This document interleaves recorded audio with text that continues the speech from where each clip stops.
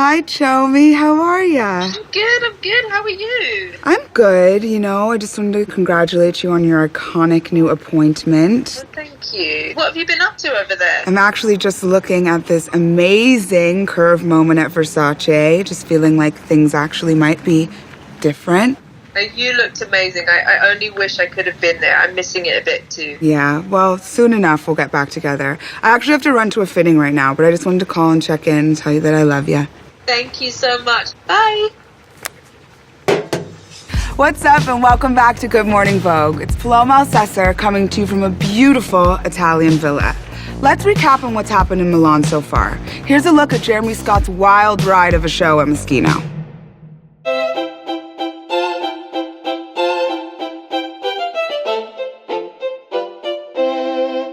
The thing I always try to do with my shows is create a whimsical environment and transport us out of whatever was going on that day. You kind of forget whatever hustle and bustle was happening, and you just sit down in your seat and you're transported, enveloped in this cacophony of tulle and flowers and whatever it may be at that moment. I thought about this and I wanted to really figure out how I could capture what I do live in film. How could I still give the audience that feeling? I started working on it in lockdown, and I started thinking about how I would present the collection, and how would we be together, and how would I show this, and how would this work, and all these complex questions that none of us had answers for. And then I just felt like this collection could be so beautiful if I showed it on marionettes. I started thinking about Camera Della Moda and thinking about another time period in fashion where we had to use a stand-in for a traditional model. The great dressmaking houses of Paris, undaunted by shortages of materials, have sent to the United States a miniature collection of their latest styles. And then I thought, well, if I created models as marionettes and created a whole fashion show and a whole world and could just transport everyone to another place where we don't think about these problems, where we don't think about these heavy things and just kind of have this whimsical fantasy moment. We got involved here at Jim Henson's Creature Shop when Jeremy and his team contacted us with the idea of doing a catwalk show with marionettes. I mean, they're the best, and also I have a long history because I am the first fashion designer ever to dress Miss Piggy.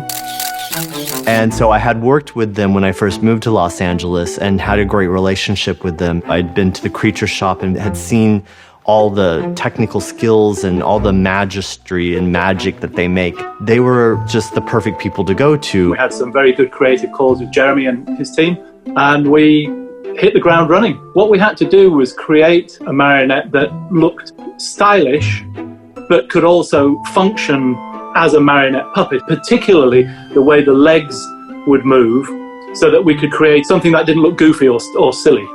They just blew me away when all of the pieces arrived here and we started doing the fittings. With the process of this, I started like a normal show in the sense that a fitting we did via Zoom with my team in Italy. I created the board, I styled all the bags where I would want them, did the run of show so that we would have everything encapsulated exactly as it would be, and then we needed to miniaturize it as well. I had to be extremely precise. The size of the marionettes were about 30 inches tall. So they're not miniature, but they're far from human scale at the same time. The first day where we tried on the miniature versions of Jeremy's collection on the puppets, we were staggered by how exquisite the miniature versions of the costumes were, and these were made by his team in Italy. They are the same physicality, these marionettes. I did different faces and features and tried to capture different beauties and different hairstyles, but ultimately it's not the same energy that a human gives. So I wanted to make sure that it just always had a vibration. When the two things came together, our puppets and these gorgeous costumes came together, it was the spirit of creativity that I found was really quite uplifting. It's probably the most exclusive fashion show I've ever done. I think there was about 14 audience members. I wanted to think about some of the most emblematic people in our industry and people that we all know, love, and admire. Edward from British Vogue, Anna from American Vogue, Hamish, Vanessa Friedman from New York Times, Anna Della Russo, Angelica Chung from Vogue China. There's moments where you have Vanessa writing in her journal about, a look, or you have Hamish whispering into Anna's ear a note about the bag that just walked by. So I really wanted to kind of capture all of that because I felt the audience was equally as important in this film because it really needed to give you the context that you really are at a fashion show. It was just amazing to have it finally coming alive after months of preparation and sweat and tears and thinking about it day and night. The one thing I've learned is how much more difficult it is to work with marionettes than it is to work with models. And I do long to work with models again because they are much less futzy when you're trying to get a very beautiful walk out of them. It was such a unique show to be involved in that it lifted our spirits quite considerably. It was all about creativity. It's really sweet to be able to share it with everyone, this film, because it's been such a labor of love and a love story and a love letter to fashion. The power of fashion to be able to bring joy, to put a smile on people's faces, to transport us someplace else. And that's really what I was trying to achieve with this film.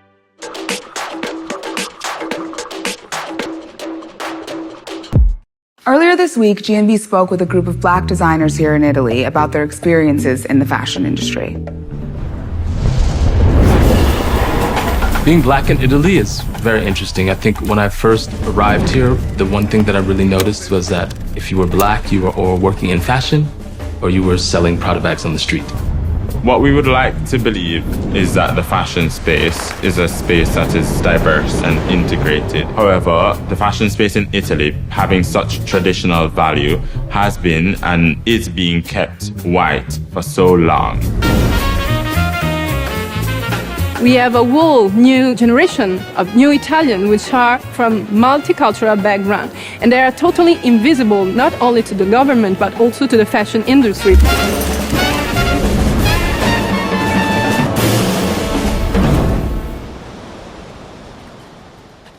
Italy and Made in Italy is about being white. It's not like this anymore. Things have changed and the country is changing. In the last Milan Fashion Week, I decided not to showcase. It was about a request of social justice, having more Black, not only designer, but all the professional figures which can belong to the Italian fashion industry. I was just finishing school, so I was quite fresh and green. No luxury experience, really. But I ended up meeting with the then owners, the Moschino family in New York, and about a month later I was flying to Vicenza as the creative director of Bottega Veneta. I remember a time at Bottega Veneta at the end of the 90s, beginning of 2000. Let's say hip-hop stars such as Lauryn Hill and Sean Combs were at the top of their game. Most houses weren't giving them invites, they weren't giving them clothes to shoot. I was connected to Lauryn Hill and we ended up dressing her for, I think it was the Grammys or something. I realized the power of celebrity and a power of Black celebrity. Still Bottega Veneta at that time, they were not necessarily interested from the press perspective.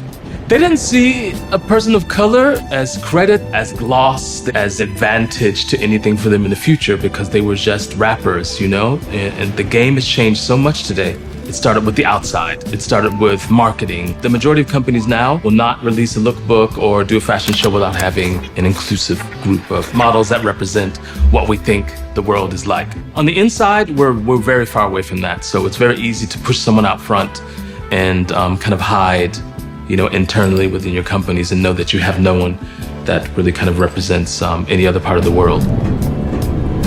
I think that Black Italian creative can bring so much to the fashion industry because they have tradition, they have the fabrics, the color, and their own creativity. I decided to create this platform to give the chance to the voiceless because they were there, but no one was seeing them. This year, we are celebrating our 5th anniversary. Camera Della Moda asked a collaboration with us, and White Milan to ask us to do a collaboration. Today, you can see 5 POC designers. The first 5 POC designers that we will showcase in the official schedule of Milan Fashion Week. It's something historical to us, but it's just the beginning. What I want to do, and what me and Stella and Michelle want to do, is essentially propose options and opportunity and question the system as it is right now. We want a clear database of people of color that are working in Italy, companies and corporations, specifically talking about fashion, that have international consumers. You know, we're speaking to the world. We're not speaking to just Italy inside of this little box. There is a lot of hope, especially with this new generation of people who think differently. Black and non-white Italians are demanding change. Thankfully, with what Michelle and Edward and Stella are doing in an effort to promote Black talent and Black fashion in the Italian fashion landscape, is something that I think is very needed. It's something that we have all been asking for a very, very, very long time.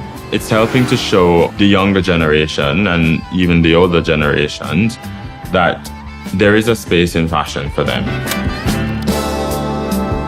Systemically, the power structure, in order for those things to be questioned, people on the inside have to actually realize that there is a problem. And many times they're not willing to admit that there is a problem. So when you tell someone that they need to represent, they need to be more inclusive, they often back up. There's fear in that question. If they lost that fear of losing power, the benefits are enormous. I can imagine a clear future where we don't have to think about what you are or what I am. We're in this together.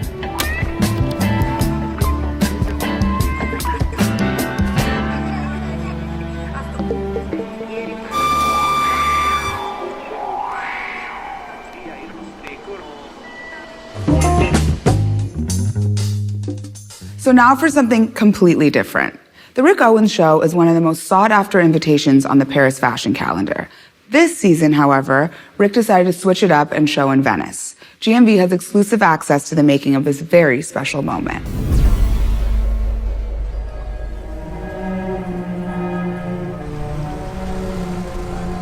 For the past 10 years, I've been coming to Venice because it was the most magic place in a very banal world. A world that is very predictable and very beige, and Venice is almost absurd.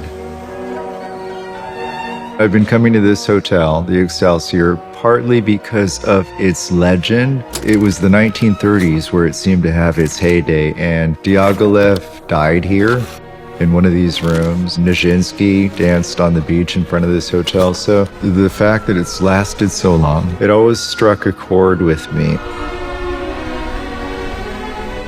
I like retreating to the Lido, which is actually 15 minutes by boat away. I mean, I can see Venice from my back terrace. There is a melancholy to the Lido that I was always attracted to. It's so isolated, and it kind of reminds me of the little town that I grew up in. I feel like I've kind of gone full circle and gone back to Porterville when I come to Lido.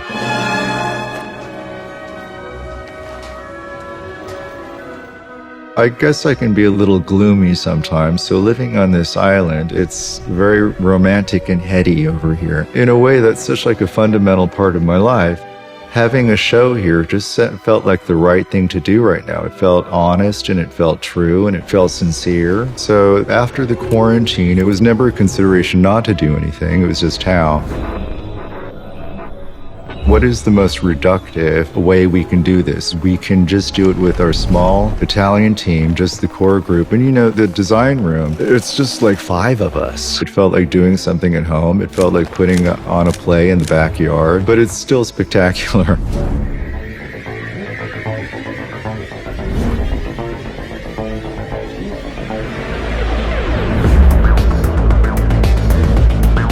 The name I assigned myself this season was Phlegathon, one of the rivers in hell in Dante's Inferno.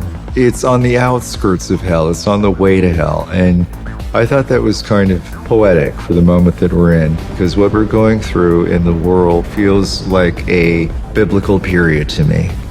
Which brings us to thigh-high boots. We call them waders because you're in a river in hell, so you need waders.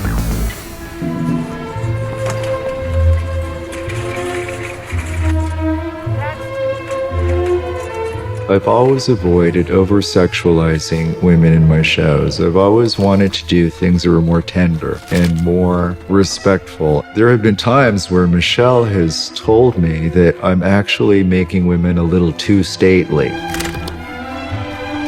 When you're under threat, you want to lash out and express your most extreme creative urges while you can. I sense that a little bit in this collection, and I sense probably getting a little closer to sexuality than I ordinarily might, just because it seems the opposite of self-pity.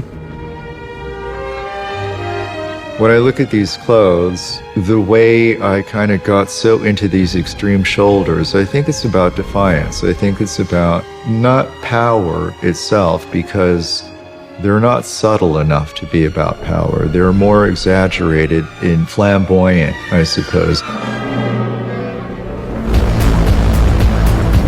You want to present an idealized image, but you want to be realistic and acknowledge the contemporary world and the world that we're all living in. So I opted to use them, but then there's something about masking women that are parading clothes in front of you that doesn't feel right either. So at some point, each model, if she feels comfortable, can take the mask off and wear it around her arm like we all do.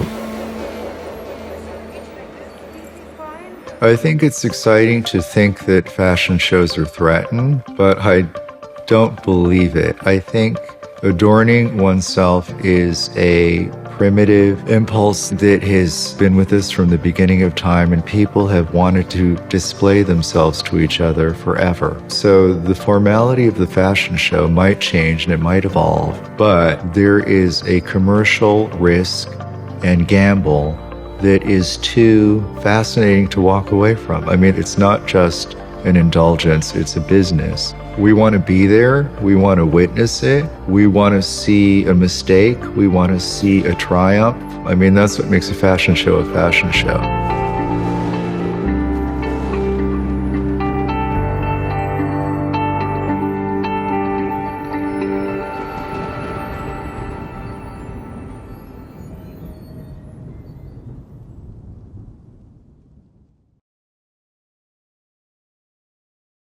Next week, GMV goes to Paris for the final week of Fashion Month. We don't know what to expect, so be sure to come back and find out.